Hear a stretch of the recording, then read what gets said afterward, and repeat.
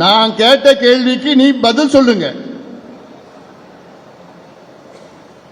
Foxconn நிறுவனம், Taiwan நிறுவனம் முதலமைச்சரை நேரிலே சந்திக்கின்றார்கள். அந்த நிறுவனத்தினுடைய புதிய தலைவர் சந்திப்பு நடந்தது பிறகு உடனடியாக முதலமைச்சர் அவர்களும் தொழில்துறை அமைச்சர் டிஆர்பி ராஜா அவர்களும் ஃபாக்ஸ்கான் நிறுவனம் தமிழ்நாட்டில் 15,000 கோடி முதலீடு செய்ய ஒப்புக்கொண்டார்கள். அதில் 14,000 பேருக்கு புதிய வேலை வாய்ப்பு உருவாகும் என்று ஒரு பொய்யை சொன்னார்கள். இந்த செய்தி ட்விட்டர் மூலமாக வெளிவந்தது. அரை மணி நேரத்திற்குள் ஃபாக்ஸ்கான் நிறுவனம் அதை மறுத்தார்கள். அரை மணி நேரத்தில் மறுத்து விட்டார்கள். என்னன்னு, நாங்க அப்படிலாம் எந்த வாக்குறுதியும் கொடுக்கல, எந்த கையெழுத்தும் போடல என்று ஃபாக்ஸ்கான் நிறுவனமே மறுத்தார்கள். இதைத்தான் நான் சொன்னேன்.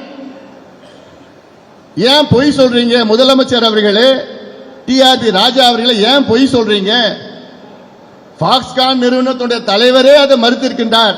நாங்க 15,000 கோடி முதலீடு நாங்க சொல்லவே இல்லை, கையெழுத்தும் போடல, புரிந்துணர்வு ஒப்பந்தமும் நாங்க போடலன்னு அவரே சொல்றாரு.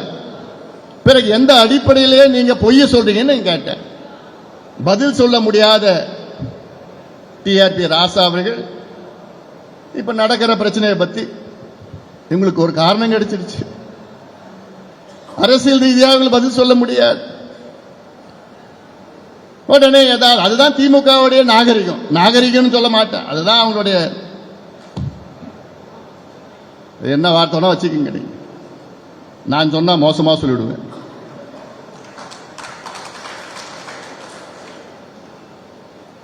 ஆனா நாங்க அப்படி கிடையாது. டீசென்ட் அண்ட் டெவலப் பாலிடிக்ஸ், நாகரிகமான அரசியல், வளர்ச்சி அரசியல் எங்களுடைய அரசியல்.